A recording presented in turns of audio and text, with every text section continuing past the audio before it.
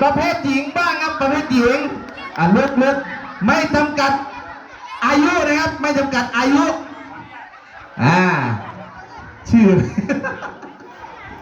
ช่างวิ่งที่หนึ่งสีฟ้าครับ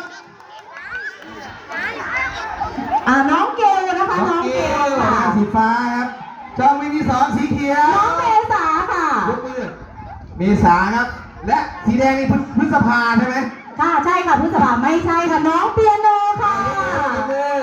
เอาละครับน้ำหนักเท่าไหร่ครับ ทั้งหมดนี้เกิน100 กิโลค่ะ น้ำหนักเท่าไหร่ครับเมษาน้ำหนักเท่าไหร่ลูกทีทิศโอ้ยเข้าครูเลย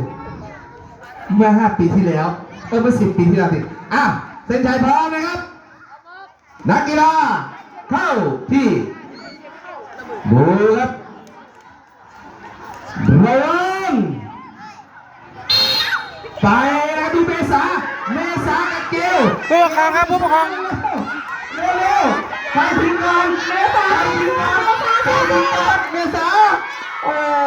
สีฟ้าสีแดงและก็สีเขียวครับ